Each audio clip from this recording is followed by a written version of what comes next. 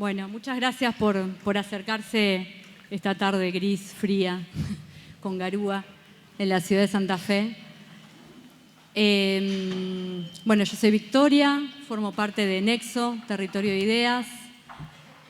Para quienes por ahí no conocen nuestro espacio, Nexo es un centro de estudios integrado por profesionales, por compañeros y compañeras que tienen distinto recorrido profesional, laboral, todos muy comprometidos desde lo político, desde lo territorial, desde lo comunitario, con tratar de pensar y transformar la vida de todos y cada uno, trayendo a cuento un poco lo que estuvimos leyendo hace unos días de Lucrecia Martel, tratando de construir un destino común que sea digno y atravesado por más vínculos solidarios y de miradas y de escucha más contenedora, no exento de tensiones, no exento de las problemáticas que nos atraviesan, pero sí convencidos que la salida siempre es colectiva y que por eso estos espacios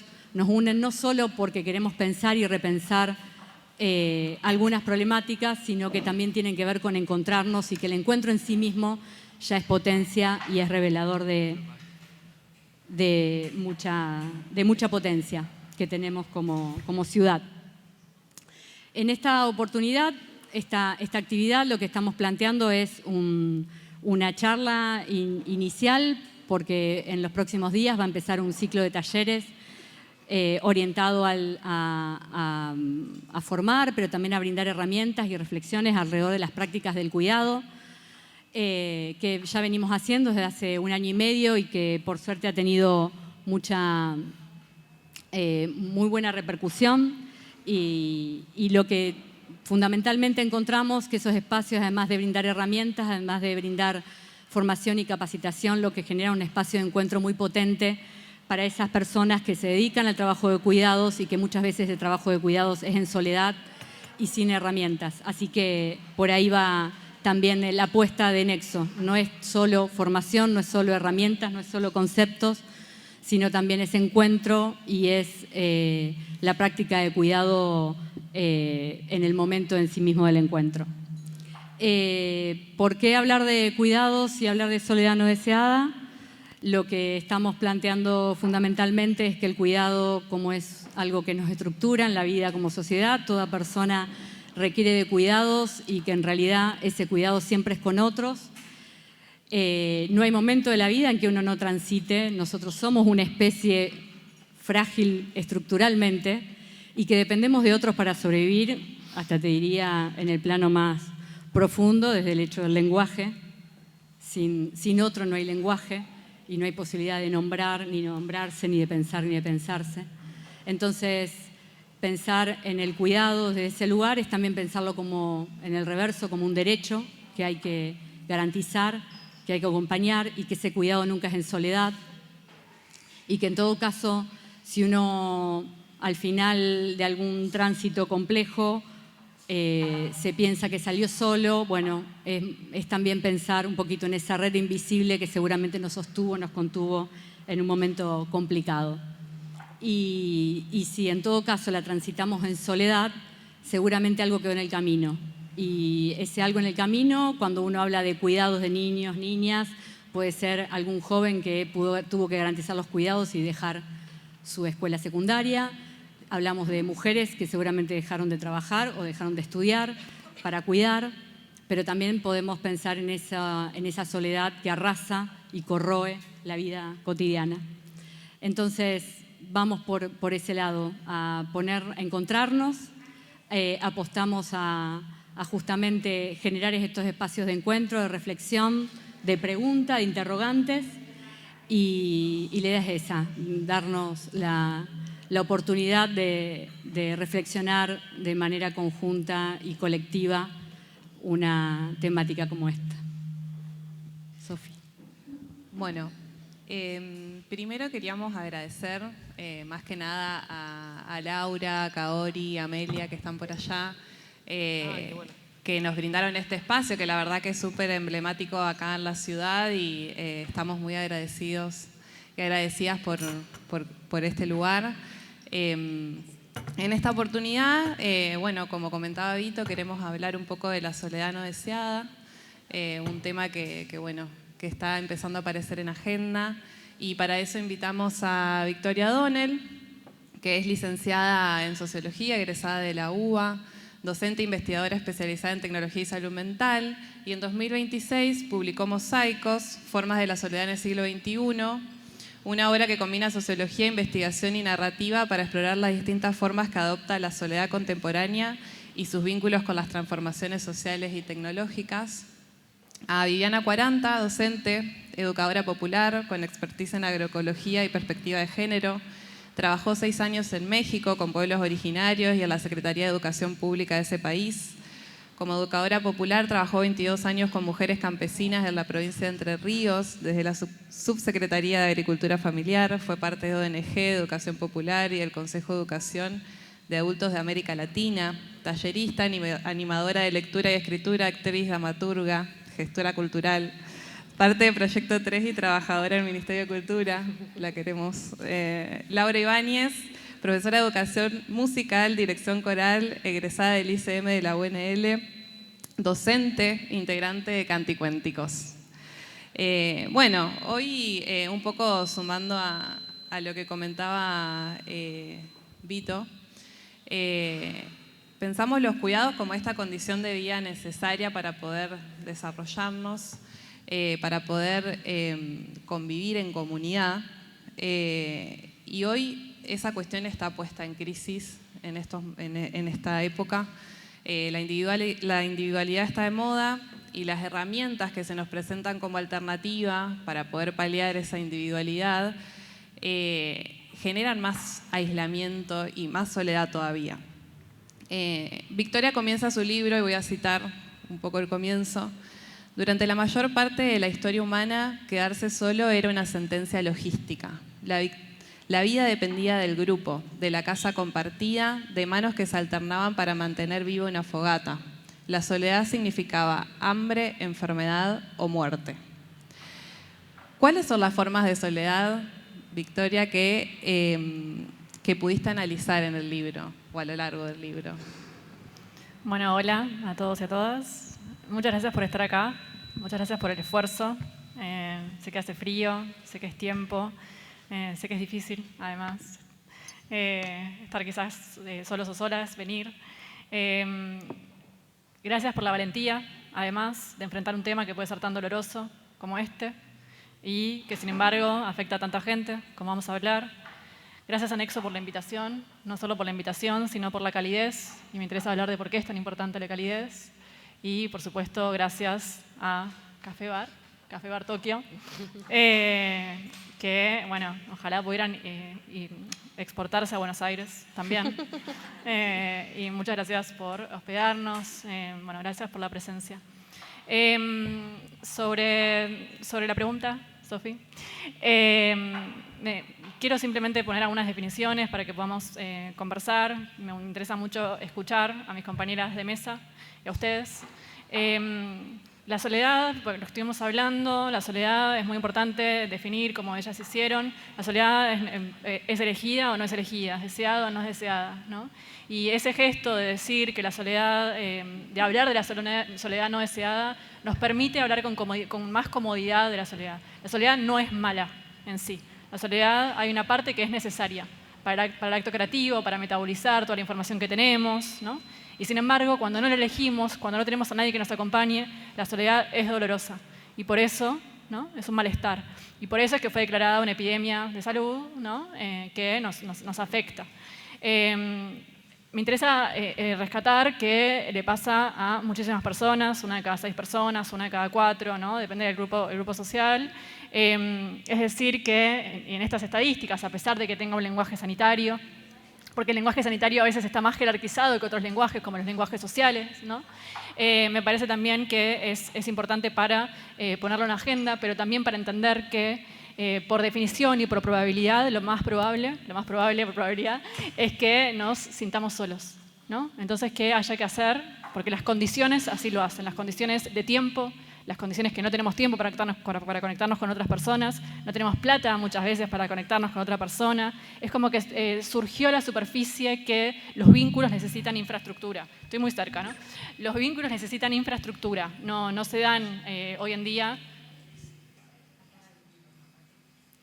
Los vínculos no se dan espontáneamente en este momento histórico. Además de ser testigos de la pandemia, del COVID, de momentos históricos como la pandemia, de momentos históricos como la inteligencia artificial, también tenemos el doloroso privilegio de ser testigos de otro momento histórico, que es la primera vez que podemos resolver nuestras necesidades sin la necesidad aparente de un otro. Entonces, que antes, como hacíamos el gesto intencional de conectarnos a Internet, ahora a Internet estamos conectados por defecto. Y sin embargo, no estamos conectados por defecto a otra persona. Entonces hay que buscarlas y hay que encontrar el sentido de buscar a otra persona, ¿no? De por qué sucede. Otra definición de soledad, y simplemente, ¿no? También para poder reconocerlo en uno mismo y poder reconocerlo en otros. La soledad tiene dos formas, muchas veces más, pero una es la del aislamiento, que es que estamos rodeados de personas, estamos aislados de personas, no tenemos a nadie alrededor.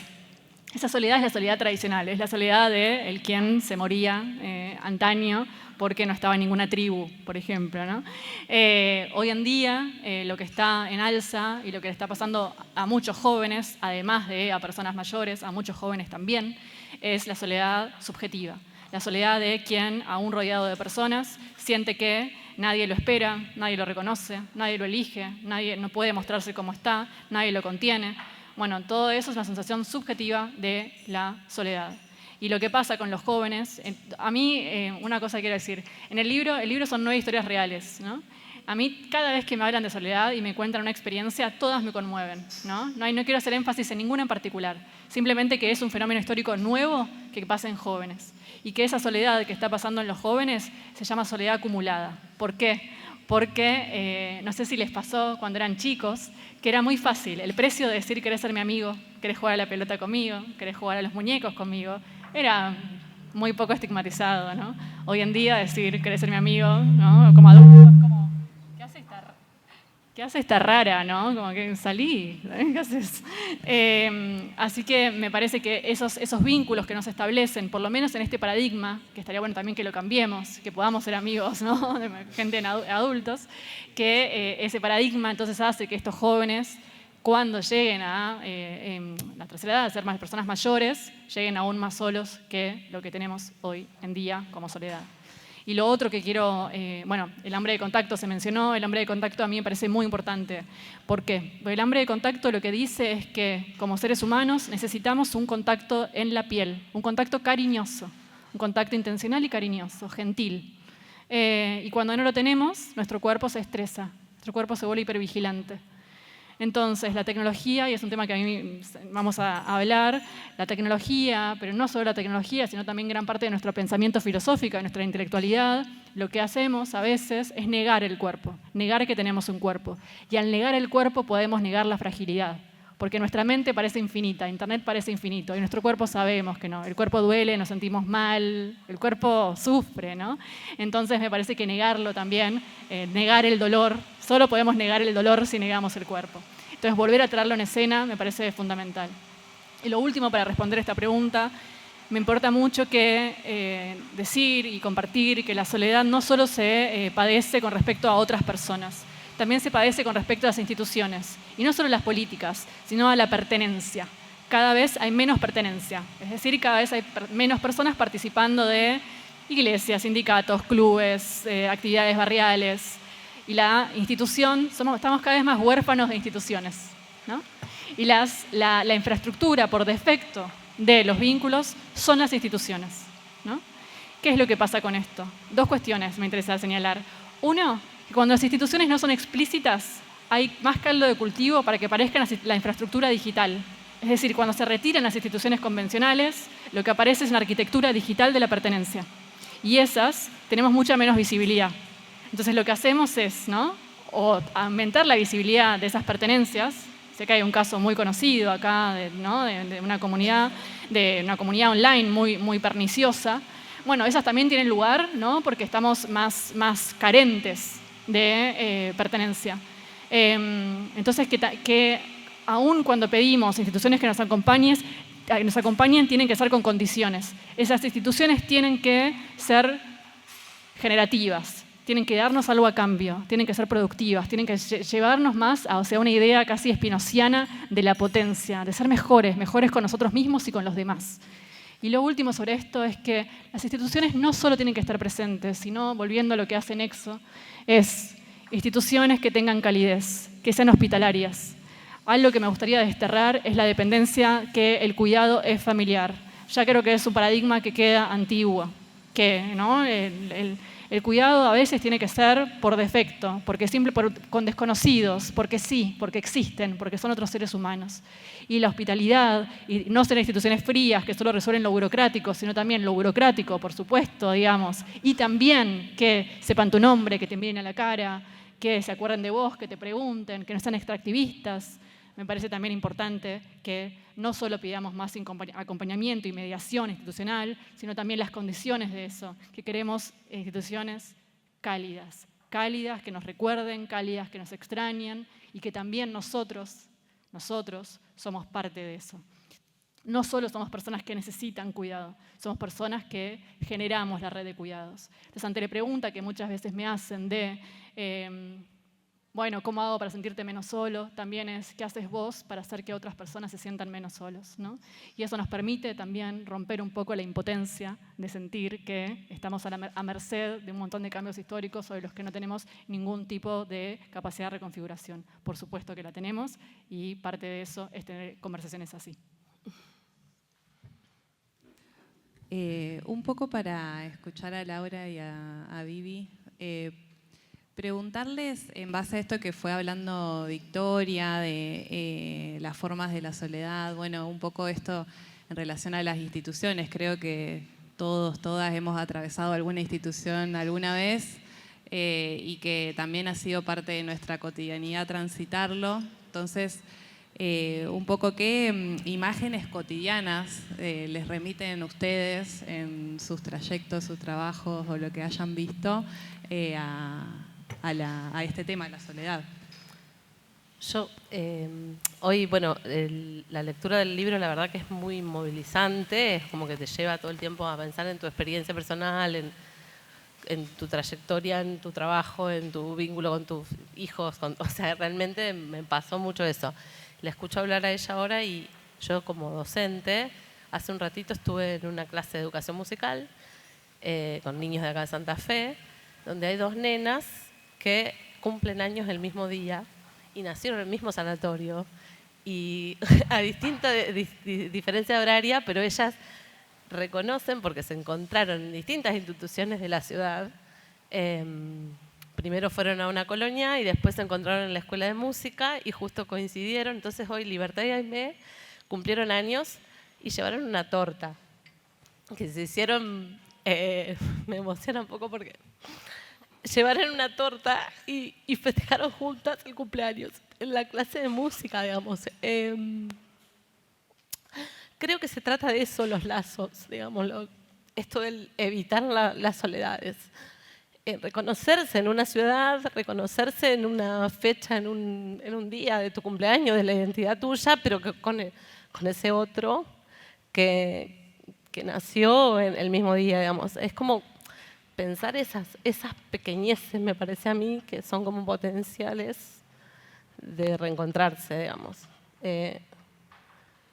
No sé, se me vino así ahora en este momento esa experiencia que se da todo el tiempo en las instituciones, digamos. Lo que pasa es que uno está pensando que son individualidades, digamos, que no están relacionados, vinculados, pero que eso es lo que hace que ese niño no se vaya de la escuela, que después tenga ganas de volver a reencontrarse con esa persona, que el conocimiento o lo que vos estás dándole, que tiene que ver con la educación musical, transite de otra manera, digamos, en ese cuerpo, en esas infancias y queda para siempre en su memoria, digamos.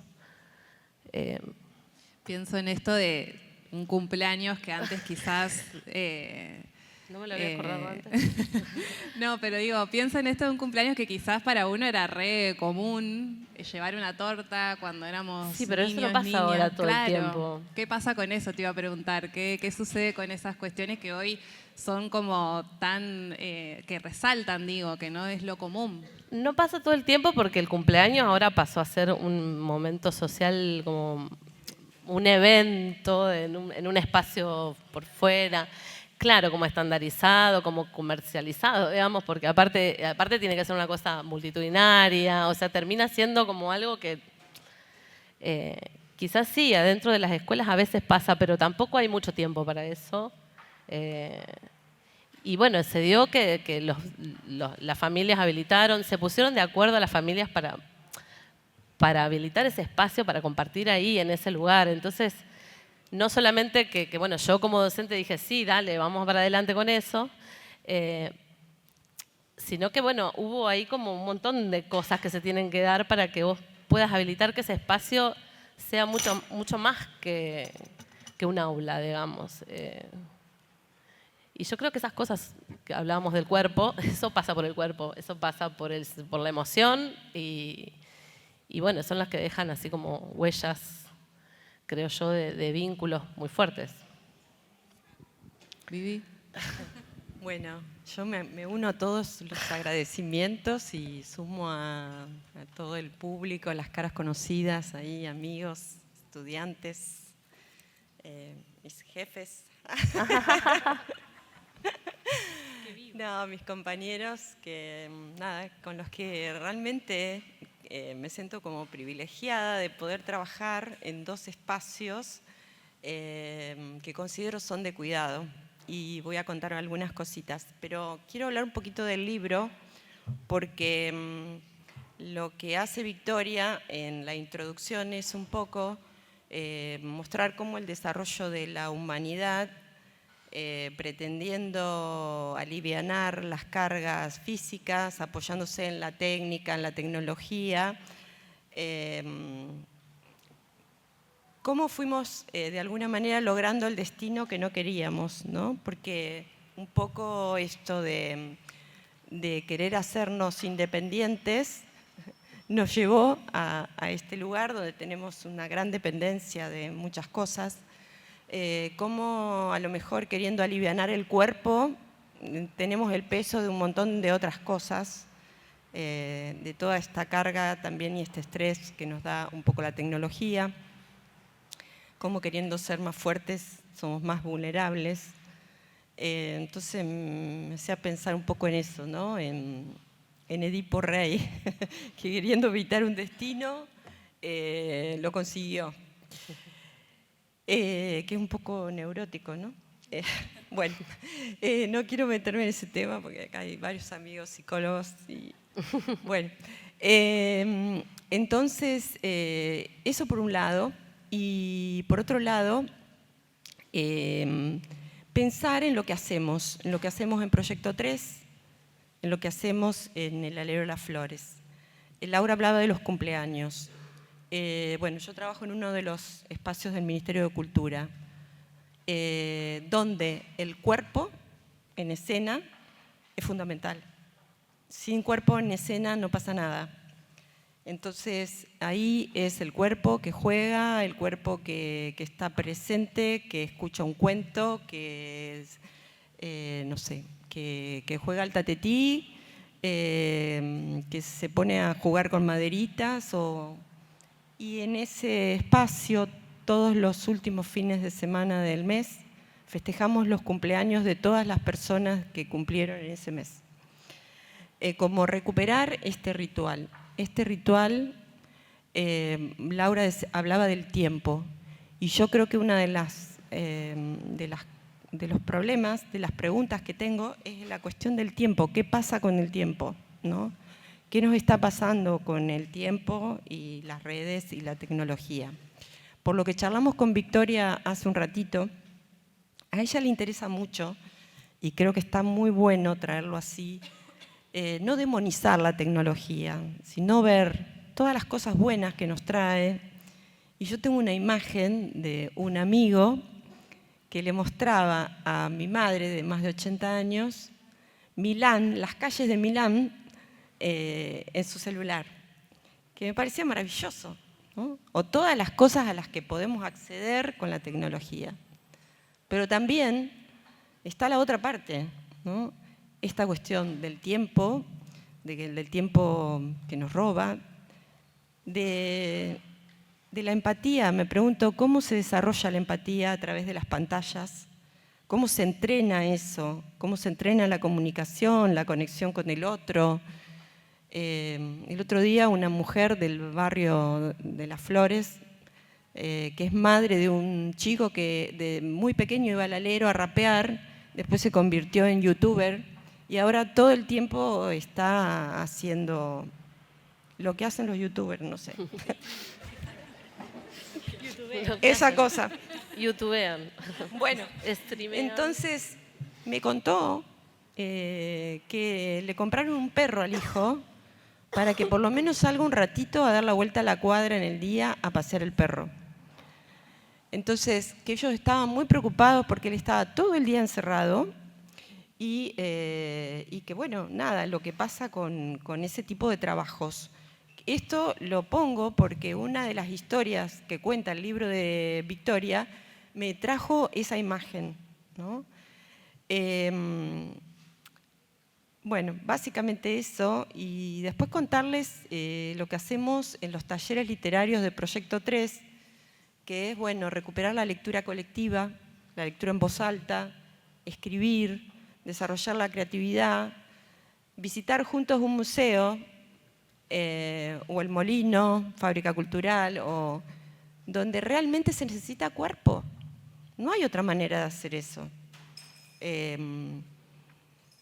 Bueno, eso, ¿cómo recuperamos esas prácticas sin pensar que todo lo que se hacía antes estaba todo bien y ahora, sino ver qué de eso tenemos que recuperar, qué límites tenemos que tener en esto, digo, qué criterios, necesitamos criterios para decir hasta acá la tecnología, porque sabemos que la necesitamos, que nos hace bien, que podemos acceder a cosas que no accedíamos, pero también hay que saber, porque también tenemos algoritmos, ¿no?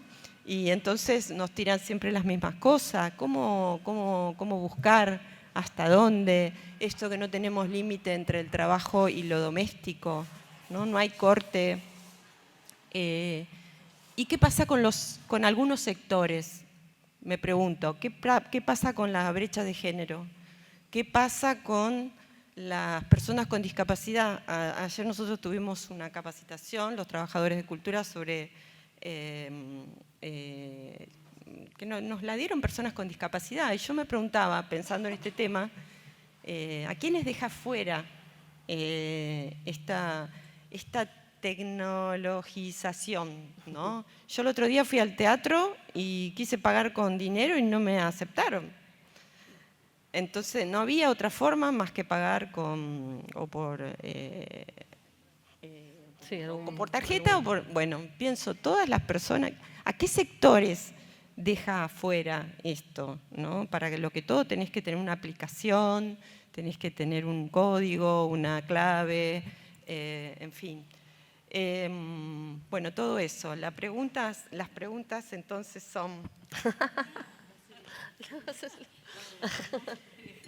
¿Qué pasa con esa conexión con el otro? Que para mí se entrena, ¿no? La empatía, la conexión con el otro, la mirada, entender un gesto, no sé, una caricia, ¿no? Ella tiene un capítulo muy interesante que se llama Los amantes y que tiene que ver con los sitios de citas, ¿no? El lugar del amor, de la construcción. O sea, bueno, y no tiene desperdicio eso, ¿eh? ¿Y qué pasa con la solidaridad? ¿Cómo se desarrolla la solidaridad a través de las redes, con las redes? ¿Y qué pasa con el tiempo? Siento ese consumo del tiempo que tienen también las redes. Bueno, todo eso y mucho más. Bueno, lo vamos hablando. ¿Cómo venimos de tiempo? ¿Venimos bien? Hace eco, ¿estamos bien? Siempre que hablo yo es como Capaz que, a ver, punzante, si apagamos otro. sensorialmente. Bueno, sobre los cumpleaños, me interesa volver.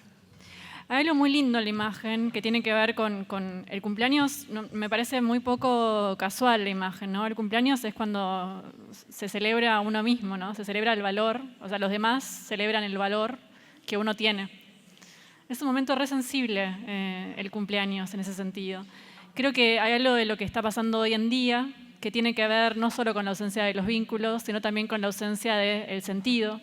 Algo medio logosófico, ¿no? De para qué estamos acá, cuando las trayectorias laborales están tan lastimadas, ¿no? Uno antes se posicionaba desde soy abogado, soy ingeniero, ¿no? Bueno, eso está destruido ya, bastante destruido. Y va a estarlo cada vez más con inteligencia artificial, nuestra identidad.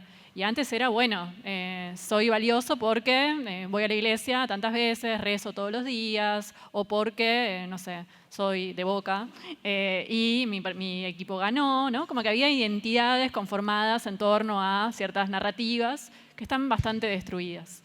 Entonces, en ese sentido, el cumpleaños es una forma de celebrar hoy en día solo porque sos, solo porque existís. Y qué bello, que es suficiente que solo seas, ¿no? Entonces me parece una imagen muy linda.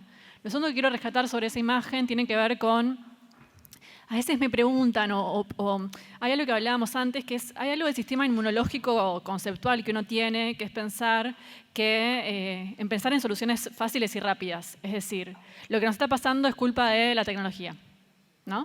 Y no pensar que hay muchas cosas mucho más incómodas, como esto, ¿no? La flexibilidad laboral, la plata, como es mucho más incómodo todo eso que los malos de Silicon Valley, que también, digamos, no voy a hablar bien de los también. Pero, bueno, me parece entonces que pensar en eso, de no demonizar la tecnología, para mí tiene que ver con tratar de pensar que el territorio de Internet, así como los urbanistas piensan en la ciudad, tratar de pensar en un urbanismo de Internet. Hablando de la solidaridad, hablando de lo que vos decías. Internet es un territorio que hay que disputar y que se puede disputar. Y yo soy programadora desde chica. Y me acuerdo que Internet era un lugar donde había gente que los domingos a la noche se ponía a hacer subtítulos que subía de manera gratuita y anónima para que los demás las personas que no sabían inglés pudieran ver películas. Bueno, esa nunca entendí esos héroes anónimos que hacían eso. Eso era solidario, ¿no? Gente que llenaba cosas de Wikipedia para que el saber se democratice. ¿Por qué? ¿Por qué alguien usaba ese tiempo para hacer eso? Por solidaridad y no había otra explicación, ¿no? Entonces, cuando hablamos de Internet, me parece que no demonizarla no es por negar las cosas malas que tiene un montón y lo podemos hablar. Es no resignarnos a que la tecnología sea esto. La tecnología fue y debe ser un lugar mejor. Y para eso tenemos que pensarla, tenemos que incluir en las conversaciones, tenemos que pensar que es real, que lo que pasa en las redes es real, ¿no? No es algo como que digital y por ende etéreo y efímero y abstracto. Lo que pasa en Internet es real, somos nosotros también. Y con respecto vuelvo a lo de los cumpleaños, a veces me preguntan, ¿cómo puede ser que en Latinoamérica y en Argentina, si tenemos una cultura de la amistad tan fuerte? Bueno, a veces, y esto lo vemos en salud mental, lo vemos mucho, que los momentos con más suicidios, por ejemplo, son en las fechas más felices para otros. Es decir, para Navidad, Año Nuevo, San Valentín. Es cuando uno piensa que los demás están festejando y teniendo con quién pasar, ¿no? El tiempo y la están pasando bien, esos son los momentos más solitarios de todos. Entonces, cuando volvés a hablar del cumpleaños, pienso también que son esos momentos donde justamente es donde creo que más hay que acompañar a las personas. Y que por ende, juntándolo a lo de la Argentina, no es un fenómeno que pasa solo en los países nórdicos porque hace frío. No, pasa acá en Argentina porque justamente también tenemos una tradición de amistad. Entonces, quien siente que no está ahí, se siente especialmente afuera. Y porque algo muy importante de los vínculos tiene que ver con la previsibilidad. Y no hace falta aclarar que lo que no tenemos en la región es previsibilidad, tenemos muy poca.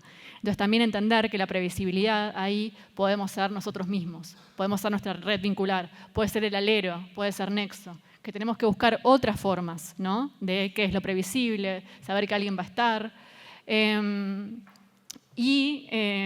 Por último, perdón, con tu imagen, la estoy destruyendo, es asumir que somos torpes socialmente, que optimizamos hacia otro lado, optimizamos no queremos hacer una fila, no queremos hacer una fila, pero ni ahí, no queremos hablar por teléfono, ni ahí.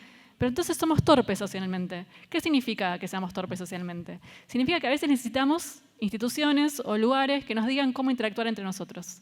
Hoy en el alero, y gracias por la invitación, en el alero, perdón, voy a aclarar, de Dorrego, contaban que había dos mujeres que se cruzaban todo el tiempo, que vivían en el mismo barrio, que eran vecinas, ¿no?, y que nunca habían hablado entre sí. ¿Qué es lo que pasa? Necesitamos una mediación, necesitamos que alguien diga, hablen, jueguen un juego de mesa, ven una película juntos, que a veces necesitamos que alguien nos orqueste. Y ahí se hicieron amigas, súper amigas, ¿no? Somos torpes socialmente, hay que ayudarnos un poco, ¿no? Y sobre la solidaridad, a veces me preguntan si soy optimista o pesimista, ¿no?, con esto de la tecnología y demás. Yo creo que hay una sensación de agotamiento que tiene que ver con el tiempo también, ¿no?, de agotamiento de paradigma. Y también de que tenemos cada vez menos para perder. Y eso también es peligroso, digamos, para bien. Me parece que tenemos cada vez menos para perder y quizás, así como antes nos parecía indignante, ¿no?, hacer una fila, pero más allá de eso, que alguien se muriese de una infección al menos de los 20 años, o algunas cuestiones nos resultaban intolerables, quizás hoy en día, la soledad, que alguien fallezca solo, que alguien no tenga con quién pasar la Navidad, quizás eso es lo que hoy en día nos parece intolerable. Quizás que alguien, ¿no?, nos trate mal como si no existiésemos, ¿no?, como eso es lo nuevo, ese es el nuevo paradigma al que habría que ir, como la solidaridad como el nuevo norte. Si lo hicimos tan bien con la eficiencia, ¿por qué no podemos pensar que lo vamos a hacer tan bien con la solidaridad? Y con respecto a la empatía, preguntabas. La empatía, bueno, hay algo de la empatía que cuando uno en salud mental, me acuerdo que con inteligencia artificial hacía la pregunta de ¿qué es lo que la inteligencia artificial no va a reemplazar? Y me contestaban muchos psicólogos y psicólogas, la empatía. Y preguntás, ¿qué es la empatía?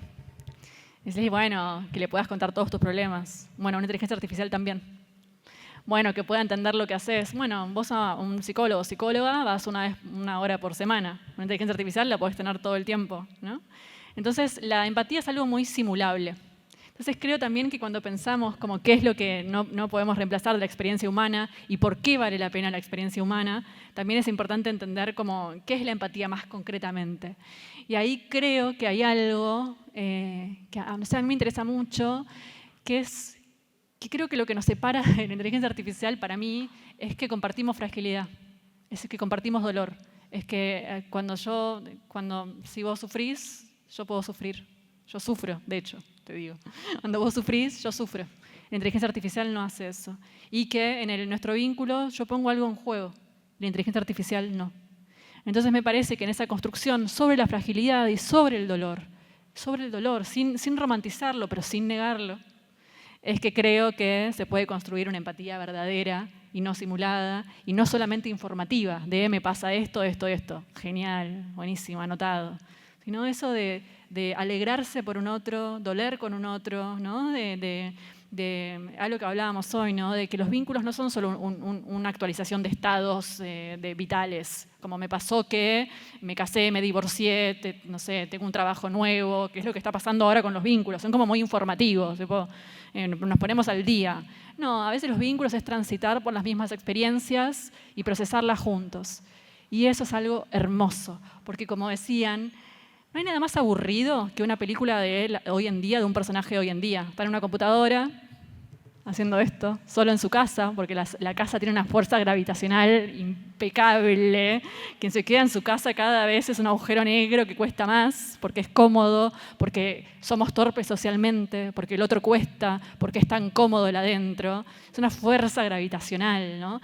Entonces, ¿por qué hay que salir? ¿Por qué hay que salir? porque la vida es muy aburrida, es muy chata. No, si uno lo piensa narrativamente, ¿no? Acá tengo dos especialistas. Si lo piensa narrativamente es así. Ahora, ¿cómo uno sabe cuál es su valor? Esto de recobrar el valor y el sentido. ¿Cómo sabe uno los límites de uno? ¿Cómo sabe uno quién es? ¿Cómo se conoce uno a uno mismo? ¿Y cómo lo hacen los escritores? Los escritores griegos, leemos las grandes epopeyas, ¿no? No yo. Lo hacen exponiendo a los personajes a otras personas, por ende el temperamento y el carácter se nota, porque ¿no? Se hace porque lo que, como decía Kierkegaard sobre la personalidad es lo que se mantiene estático cuando uno se va de viaje, es lo que permanece cuando el entorno cambia. Bueno, cuando nos conocemos ¿qué es lo que queda fijo de nosotros cuando conocemos a distintas personas y hablamos con distintas personas diferentes? La mixtura es clave, ¿no? Bueno, eso es una forma de conocernos y de crecer y de ampliarnos a nosotros mismos. Y también el dolor, a veces el dolor, el sufrir, es parte de nuestra narrativa. ¿Y por qué? Porque hay dolores que no sirven para nada, hay dolores que solo son dolor y no enseñan nada y nada. Ahora, ¿qué es lo que pasa? Los microduelos, las frustraciones, los microduelos nos permiten lidiar mejor con los grandes dolores que no vamos a poder evitar. Si uno se anima al amor romántico o de amistad, puede tener chance de decepción. Y si todo el tiempo estamos a salvo de la incomodidad, va a ser cada vez más doloroso esos grandes dolores, ¿no? No sé si se entiende, pero es como un entrenamiento casi de gimnasio hacia la frustración. Entonces, por eso, para que no duela tanto, quizás es mejor introducir un poco de incomodidad, de no terminar de desterrarla por completo. Así que no sé si respondí, no sé si era una que no haya abordado, pero bueno, de género. La soledad es un fenómeno muy contraintuitivo. La soledad parece un problema de chetos, parece un problema de ricos, parece un problema de como, bueno, estoy aburrido, me siento solo, no sé. La soledad es totalmente interseccional en todas las maneras en las que los veas. Siempre es interseccional. Es interseccional principalmente por clase. Las personas de menores ingresos sienten más soledad que las personas de mayores ingresos, acá y en todo el mundo. ¿Por qué? Por esto de la previsibilidad, porque la soledad tiene algo que ver con que los vínculos no sean tan densos, que no sean solo tus familiares, que sean gente que sale y entra de tu vida y te elige y sean un poco desconocidos, ¿no? Y cuando no tenés tiempo, cuando pensás que los espacios comunitarios son peligrosos, la confianza es esencial para los vínculos. Y si no tenés recursos para hacer un espacio seguro, entonces el otro se vuelve un enemigo, no se vuelve alguien que te acompaña. Y género, volviendo a lo de género, la soledad se experimenta muy distinto en cada uno de los grupos sociales. Y por género, ¿cómo se ve esto? En varones, lo que pasa, varones jóvenes, lo que sucede es que muchos no tienen amigos. Los varones muchas veces lo que hacen es que su forma de compañía es la pareja. Entonces se separan, por ejemplo, y se quedan absolutamente solos y por fuera del sistema de los cuidados. Y es muy difícil incluir no sé, le habrá pasado si están trabajando en el sistema sanitario, hacer que un varón vaya a un hospital o acepte que está en un tramado de cuidados, muchas veces es difícil, la verdad. Y la forma de experimentar de las mujeres, de manera, estadística, no todos los varones, no todas las mujeres, es de una manera mucho más subjetiva. Es decir, que la experiencia a veces sienten que al estar más a cargo de los cuidados, que los cuidados no les permiten conectarse consigo mismos, no les permiten tener necesidades propias. Piensan que no es recíproco lo que las mujeres dan. Entonces son experiencias muy diferentes por género y por ende los abordajes también deberían ser muy diferentes. Ahí yo retomo... ¿vos querías hablarlo?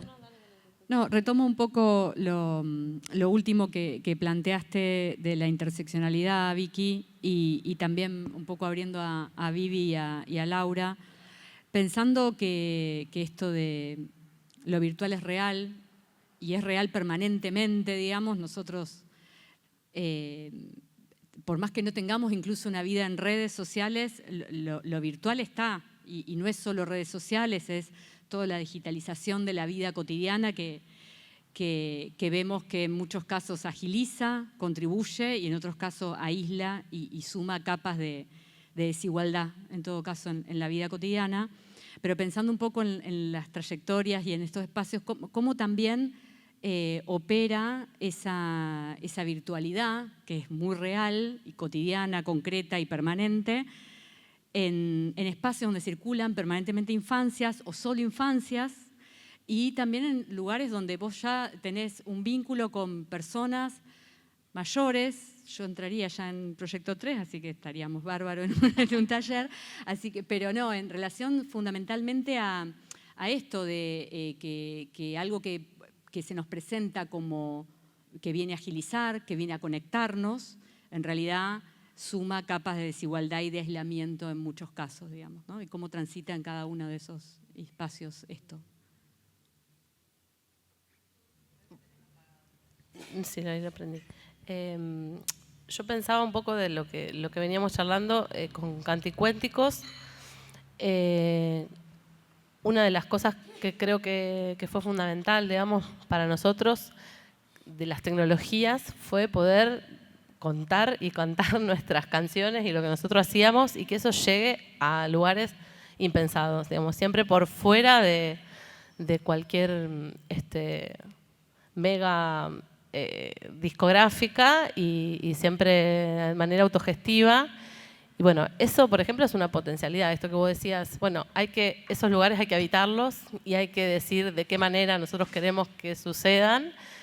Y bueno, esa fue como una herramienta súper poderosa para poder llegar a lugares que de otra manera no hubiera sucedido.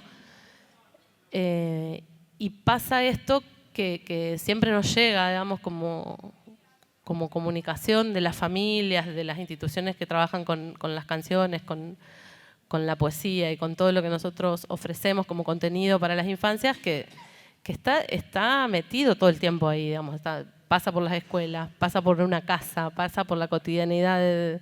Entonces, bueno, esto que hablábamos de no generar un monstruo con las tecnologías tiene que ver con eso también, digamos, a través de las tecnologías nosotros llegamos a lugares que pensamos que no íbamos a poder y acompaña la cotidianidad de una crianza, todo este material que nosotros desarrollamos. Y también están gratuitas para descarga muchas canciones y cancioneros, o sea, eso también circula y de hecho, en principio, cuando nosotros lo hicimos de manera solidaria también, o democratizar el arte, se empezó a difundir por los docentes de educación musical, en las instituciones educativas. Entonces, bueno, también eso que nos saca también al artista de encerrarse en su mismo ego y decir, bueno, yo hago esto, que me paguen para hacer.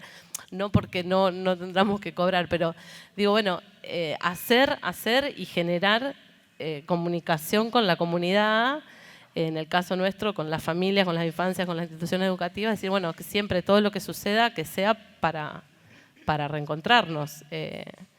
Después, en el momento de la pandemia, lo que se necesitó y lo que se sufrió mucho fue esto de no poder encontrarse, de no tener el contacto, decir, bueno, hacer un concierto, comunicarnos ahí a través de la música en vivo y qué es lo que pasa en toda esa misa, en todo ese ritual de la música en vivo.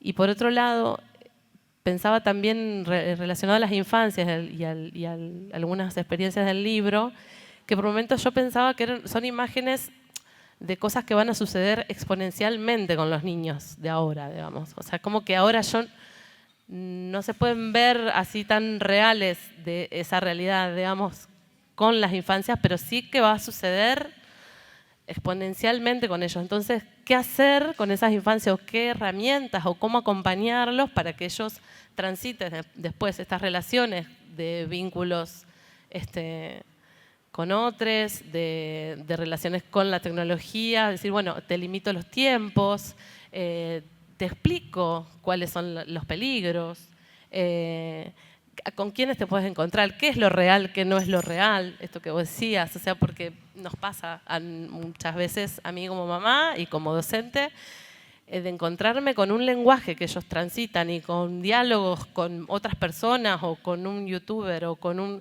que te cuenta toda una historia. Y mi hijo que está por ahí, me decía, mamá, de Argentina dicen tal cosa. Era un youtuber brasilero que venía ya antes de que sucediera lo del Mundial, o sea, venía contándome cosas que decía el mundo de Argentina.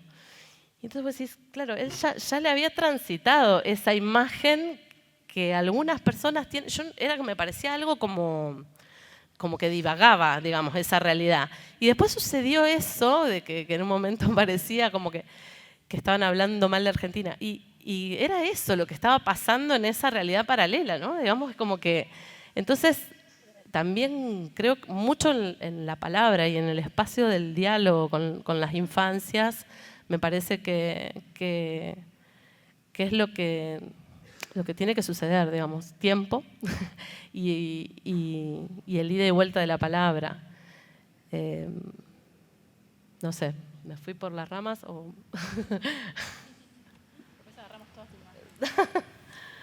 Tiempo no apurado. Sí. Bueno, para los que no conocen, Proyecto 3 es una asociación civil que funciona en la ciudad de Santa Fe desde hace 28 años. Funcionan en este momento 67 talleres y tiene más de 500 participantes, alumnos, estudiantes. Pertenece a una red que le decimos la Universidad de los Adultos, que existe en Uruguay, en Colombia, en otros países, porque está destinado a personas mayores de 50 años. Funcionan talleres de idiomas, también de tecnologías. Vos preguntabas, Vito, qué lugar ocupa la tecnología y... Bueno, termino de decirlo, las áreas de los talleres, hay las áreas de cultura, reflexión y autoconocimiento, arte, expresión y creatividad, nuevas tecnologías, salud e idiomas extranjeros. Esas son las grandes áreas. Yo ahí tengo 2 talleres, 2 grupos. Uno de los grupos, por ejemplo, una vez al mes, después del taller, se van a la chopería. La chopería es un lugar emblemático acá, podés tomar liso, que no sé si sabes, bueno, ya vas a conocer. Bueno, no te podés ir de Santa Fe si no te probás eso.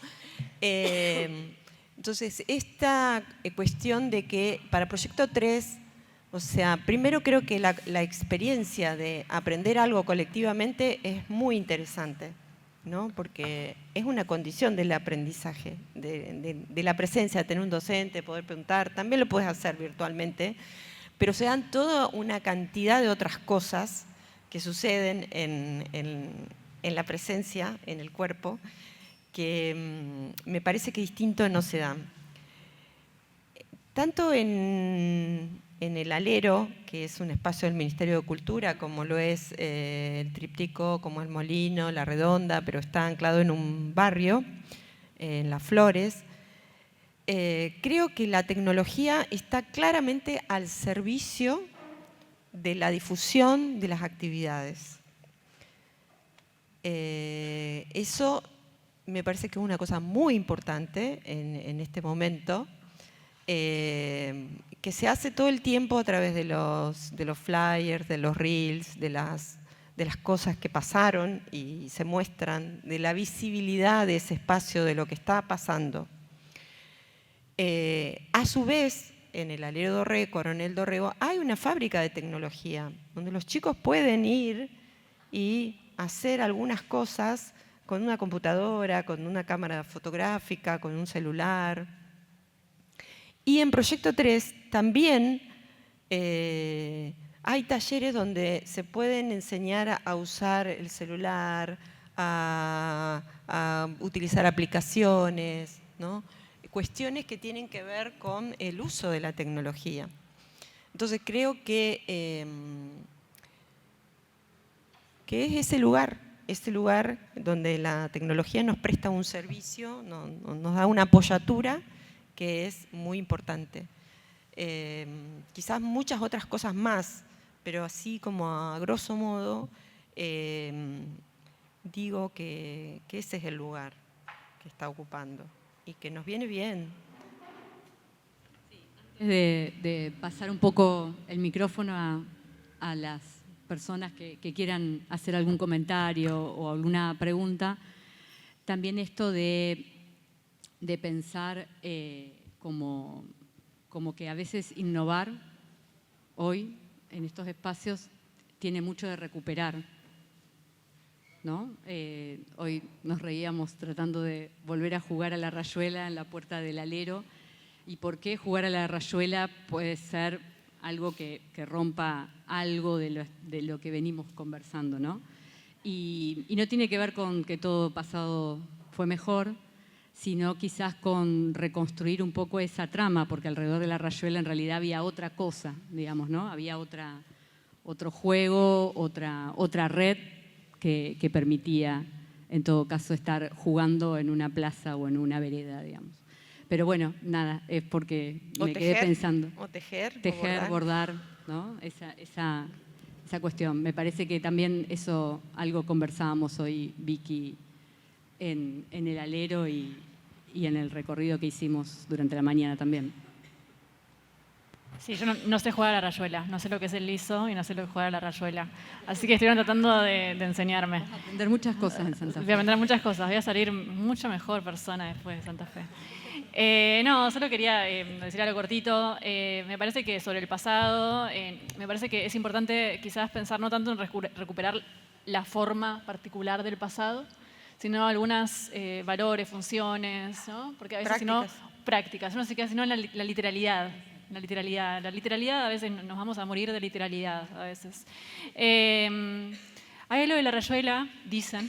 Hay algo del pasado que te conecta también con lo que decías vos, que tiene que ver con tiempo ocioso, con tiempo lúdico, con tiempo que no sirve para nada. Ese tiempo no lo tenemos y es un tiempo que me encantaría que recuperemos.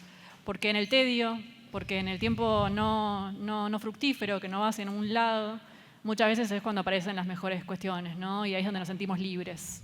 Realmente, la libertad no es la autosuficiencia. Eso no es libertad, porque somos dependientes sí o sí. Somos dependientes de una aplicación o somos dependientes de una persona. Cambia el formato, pero somos dependientes.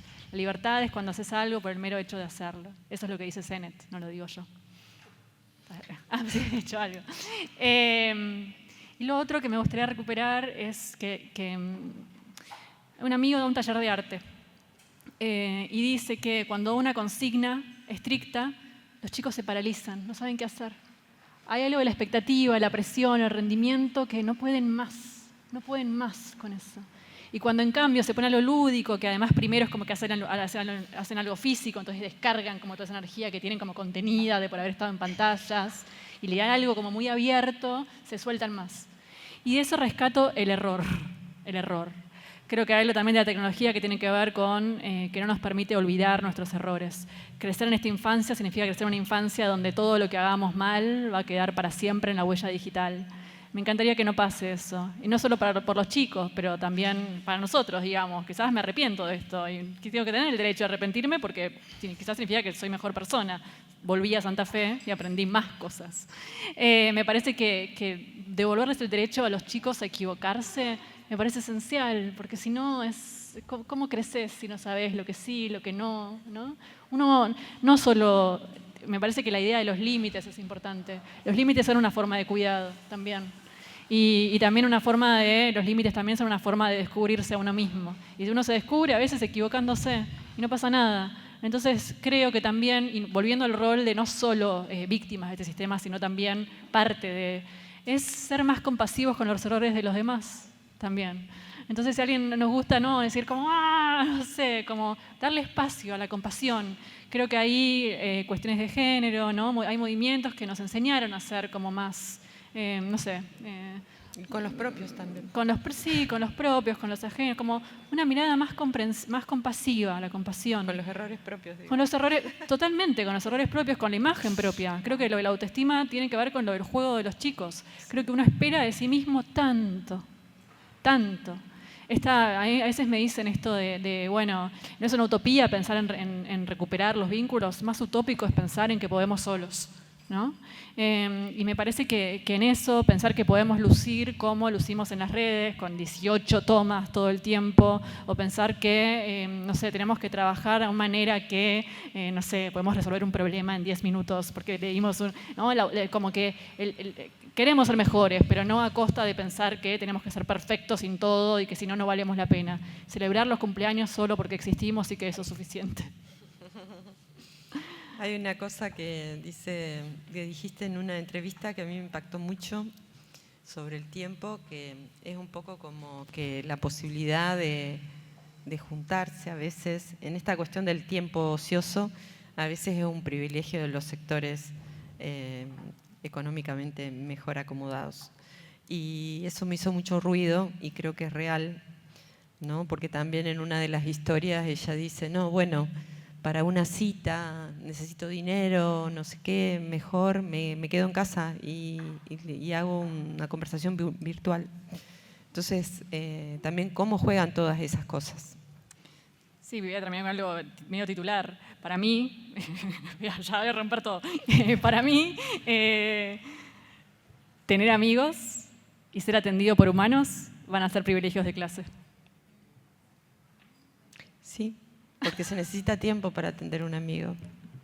Así que bueno, si quieren abrimos a preguntas. Sí, abrimos el micrófono, dudas, preguntas, ideas. Voy a traer la soledad, creo que es la elegida, pero que nos cuesta un montón elegirla porque no sabemos estar solos con nosotras mismas. Y hay mucha, en esto de lo negativo de las redes, mucha distracción. Entonces, como tenemos un rato solas y no nos quedamos solas con nosotras, vamos a mirar una historia, vamos a mirar una película o una, ¿cómo se llama? Una plataforma. Yo no leí el libro, quiero saber si reflexionas un poco sobre eso, sobre qué pasa cuando estamos solos y se juega eso de con qué nos vamos a encontrar cuando estamos solos con nosotros mismos. Sí, el libro son crónicas, son historias reales, digamos. Hay una que es alguien que se va a vivir, una mujer que se va a vivir al campo, ¿no? Para estar consigo mismo, como para desconectarse de todo y se va a vivir. ¿Y qué le pasa con eso? ¿No? Interesante porque, bueno, un poco habla de eso, de la complejidad también. Ok, decidiste desconectarte porque te quemaban las redes y sin embargo hay cosas que no puedes escaparle. Me pasaba y cuando entrevistaba, que la soledad, cuando uno preguntaba, ¿qué haces cuando te sentís? Yo preguntaba, ¿qué haces cuando te sentís solo? Pregunta difícil. Bueno, las tres respuestas que aparecían era, bueno, uno, consumo de comportamientos adictivos, es decir, sustancias o ludopatía, consumo problemático de pornografía, como algo medio de una medicalización de comportamiento. Una medicalización literal o una medicalización de taca, de apagar el cerebro con dopamina, ¿no? Aparecía eso, aparecían otros que entraban a las redes a odiar, real, porque era una forma de ser visto, todo lo que buscamos, todo lo que hablábamos antes que nos falta. O sea, somos seres humanos que muchas veces conseguimos todo lo que queremos. O sea, queremos ser vistos, vamos a ser vistos. ¿De qué manera? Y a costa quizás de hacer un comentario horrible sobre una persona y que esté arriba de todo porque les pareció gracioso, ¿entendés? Y es una forma de interactuar, como que conseguís todo siendo un hater en redes, todo lo que estás buscando. Y la tercera, que era la más predominante, era que no sentían nada. No sentir la soledad porque estás anestesiado por todas estas cuestiones, como que le costaba mucho reconocer esa sensación. Y creo que la dificultad es en esto de, por más que taxonómicamente parezca, bueno, soledad deseada o no deseada, en la práctica no sabés bien cuánto es mandato, cuánto no. Mandatos de los dos lados, ¿eh? Como tenés que aprender a estar bien sola, ¿viste? Y a la vez tenés que saber estar con otro. ¿No? Como se cruzan todo el tiempo mandatos. No son fenómenos estáticos. La misma persona puede sentirse sola un día y otro día no. Puede sentirse sola si va a un casamiento y se quería casar. Puede sentirse, no sé, también que le dé fiaca, no sé. Como que son fenómenos dinámicos. Ahora bien, me parece que el límite para mí, para no volver todo tan relativo, el límite para mí es que tengas quien te cuide, ¿entendés? Como que vos ahí, cuando tus necesidades básicas de vínculos están satisfechas, ahí vos podés elegir o no elegir. Si no, hay una sola y es la no deseada, digamos. No hay lugar para eso.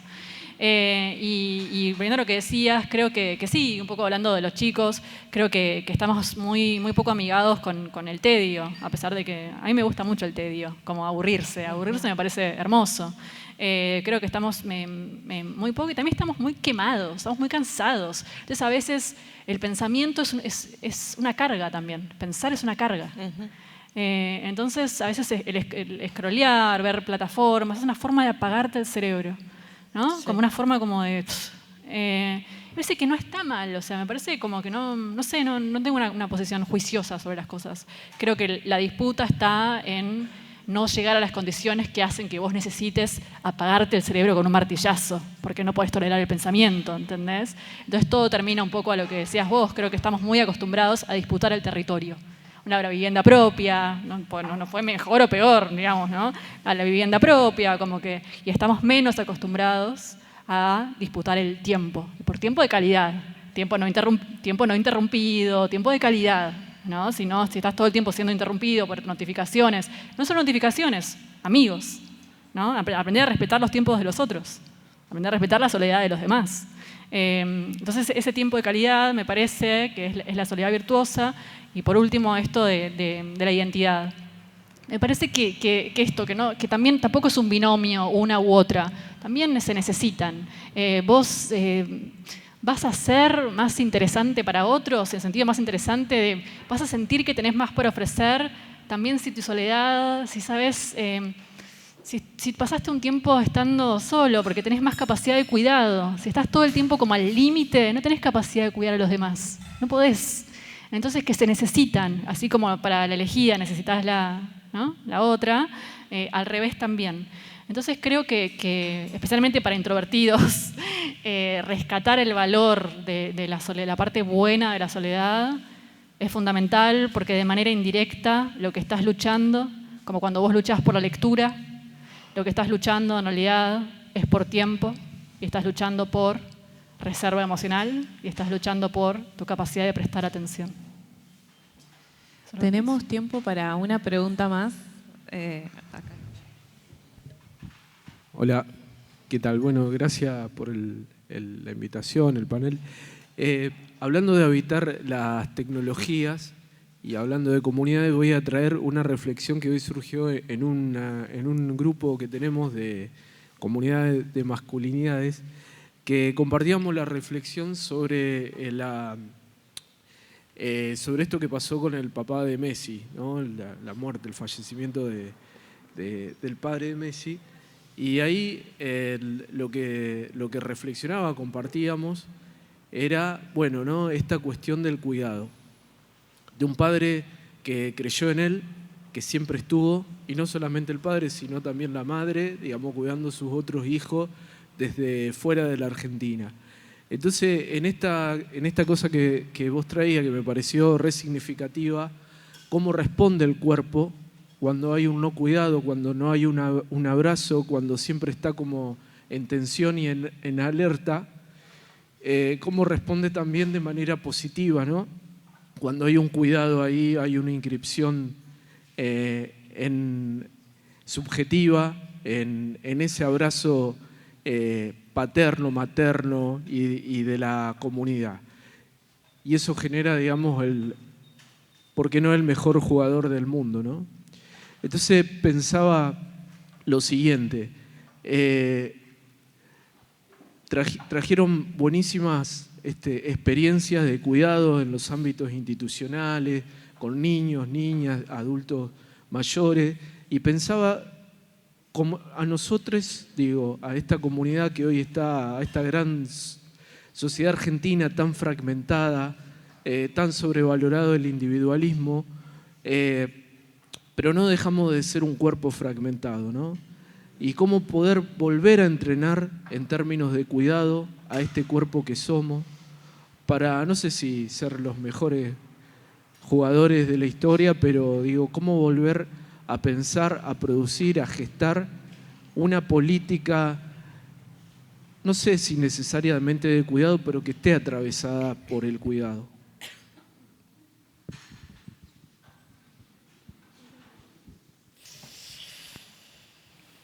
Bueno, yo en realidad cuento esta experiencia porque pienso que son instituciones de cuidado, tanto Proyecto 3 como lo que hace el Ministerio de Cultura en la ciudad de Santa Fe. Pienso que son espacios privilegiados. Leyendo el libro de Victoria los sentí mucho más a eso, ¿no? Me traen muchas preguntas. Pienso en los jóvenes, que esos jóvenes van a llegar en algún momento a ser presidentes de un país. ¿Y cómo va a ser eso?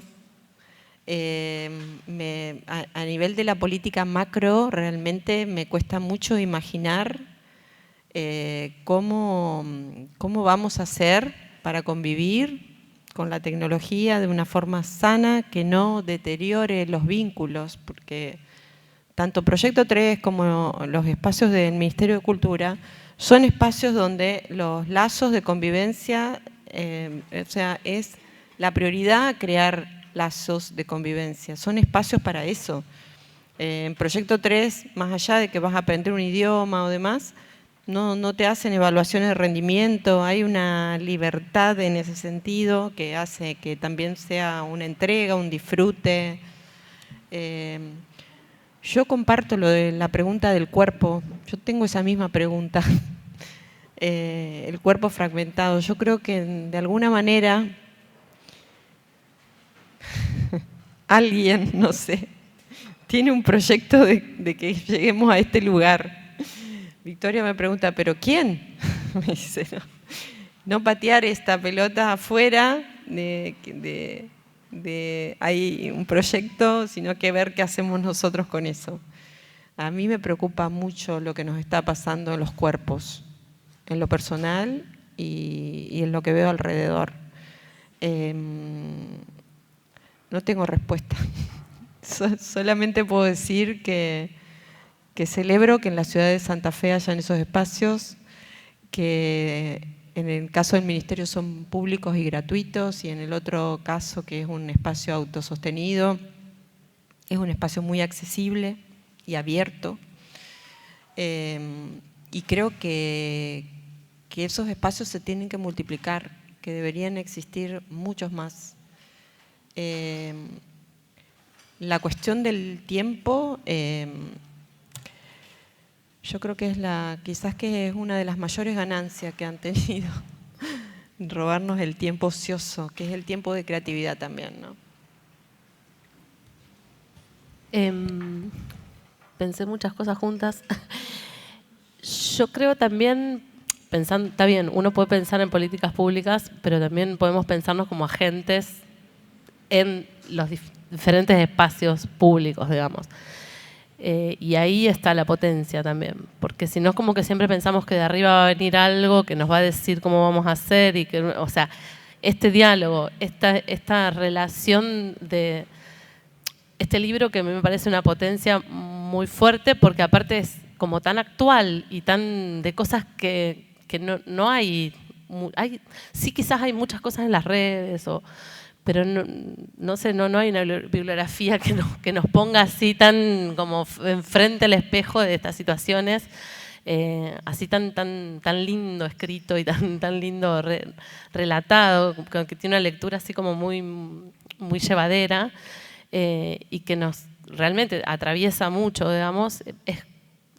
Es la manera, digamos, como empezar a pensar en estas problemáticas, porque como que siempre la vemos para afuera, o como que pensamos que alguien nos la va a decir, y creo que eso, ¿no? Como potenciarnos nosotros, cada uno como ciudadano, como agente, como problematizar esto, dialogar y ir buscándole maneras, porque sí, realmente creo que no hay una sola manera, ni creo que no haya maneras. Creo que hay un montón de maneras, que cada uno tiene que ir con la creatividad y con esta sensibilidad encontrándolas, digamos.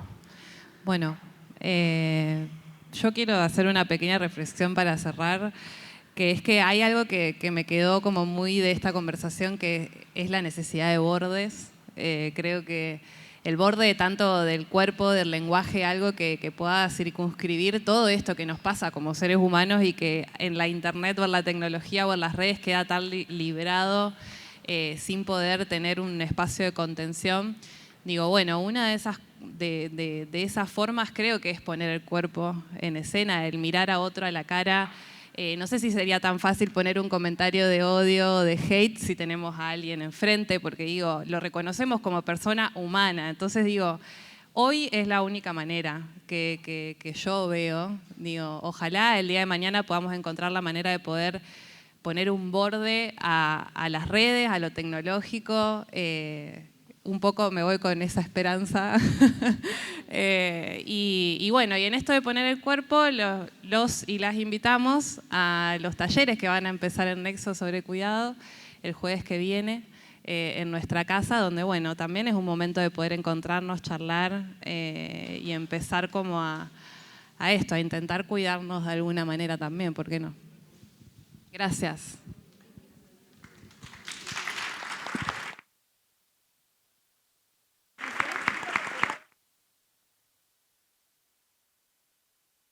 ¿Digo algo más? ¿Puedo decir algo más?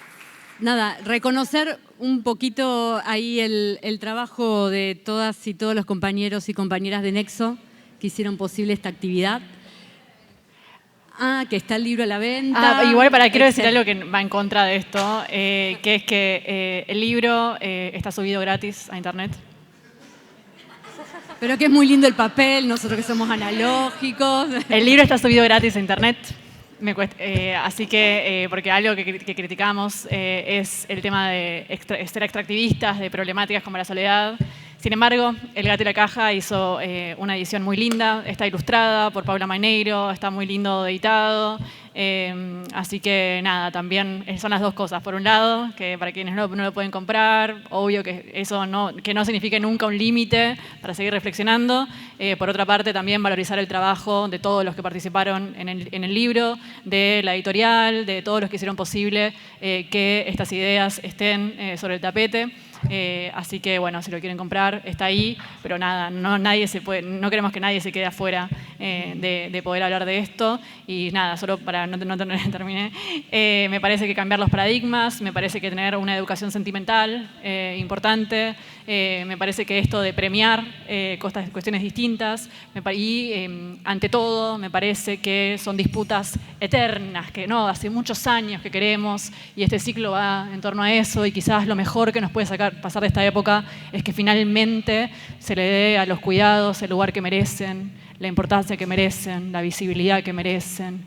Me gustaría por lo menos que de toda esta crisis de la vincularidad salga que los cuidados son la cuestión más importante de todos y que los vínculos son, al fin y al cabo, cuando todos llegan al final de la vida, dicen lo que valoran son los vínculos, ¿no? Así que ojalá se continúe el ciclo pensando en esto porque es lo más importante que tenemos. Gracias. Nos ponemos para una foto para allá y nos sacamos todos.